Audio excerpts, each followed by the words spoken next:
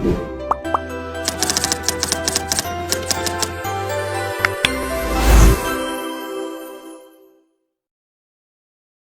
araw po. Kami po ang mga mag-aral mula sa Bulacan State Agricultural University na mag-i-interview para sa aming proyektong ANSAI 100. Ako po si Jovelyn Barcenas. Ako po si Claire Pascual. Ako po si Jessamine Flores. Ako po si Rhea Divina Reyes. Ako po si Sarah Linsay po. Ako po si Jessamine.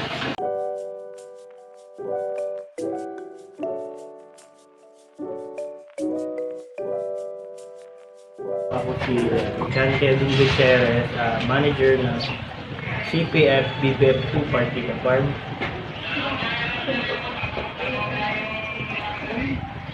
Magkano po yung capital nyo dito sa So ano bang kapital ng goat farm? Kasi usually depende yun sa sa costing tsaka kung magkano yung price. Kasi dito, actually kami. So yung product namin is dinadala pa namin sa internal hatcheries namin.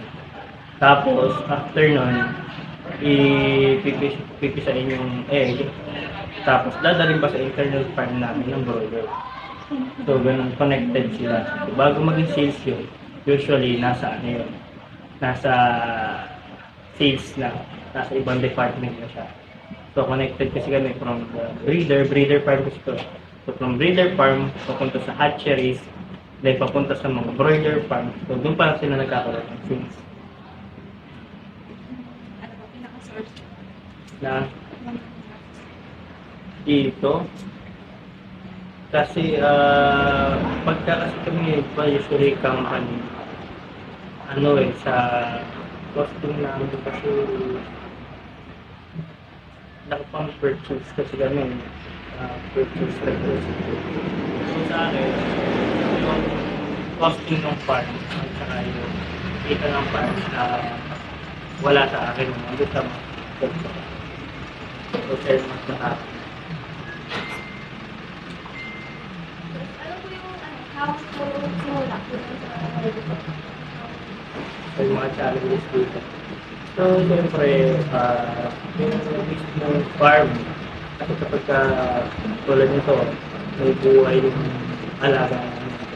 So hindi mo alam kung mga challenges na bawat sakit. Yun yung pinaka-stress sa amin mga decision. Kasi kailan, like ng AI na bird flu, nandiyan pa rin sa hindi naman sa nawawala at saka yung iba pang mga sakit. Bakit po ay matino? Ako sa akin sa So, kasi before, galing na din ako sa swine. So, gusto ko ng bago, knowledge, experience, ganun. So, try out something new. Although I have the background knowledge kasi graduate din ako natin. Pero iba kasi yung bike of the start, saka yung after start. Ano po yung dahilan yung bakit na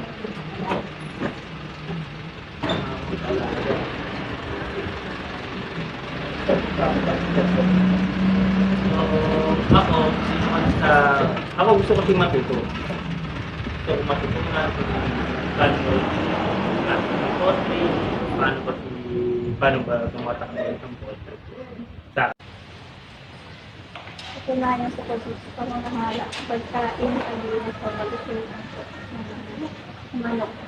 So, yung pinaka-management namin dito, yung una yung sa feeding. So, sa feeding kasi namin dito, may dalawang klase kami ng feeding. May early feeding at saka may 7 AM na feeding. So, kapag ka laying na siya, laying stage na siya, nangingitlog, nagpe-feeding kami ng 5 AM. One time na kami magpakain dito kasi kami breeder dito, so restricted feeding kami dito. Tapos kapag growing sila, 7 AM sila pinapakain. Naka-automatic feeders kami dito, gumagamit kami ng mga chain, pan feeders, tapos sa mga delivery ng feeds naman, gumagamit kami ng mga silos namin na nag-deliver galing din sa aming feedmate namin. So, dinideliver nila dito sa silo truck, ilalagay sa aming mga silos, kung papasok sa building yun para magiging tapos sa cleaning namin, hindi tumatagal siya ng around 2 months yung cleaning namin. Kasi ang buong cycle namin nasa 1.5 years. Hindi naman katagal siya. Tapos, yung cleaning namin, naglala siya for 2 months.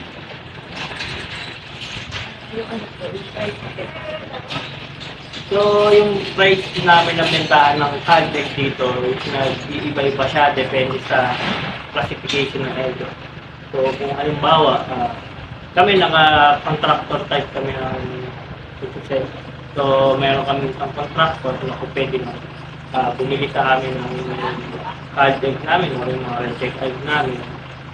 Tapos, pipresyo namin sila depende sa price kung ba ay queen or double yolk, small, distorted, dirty, or flat.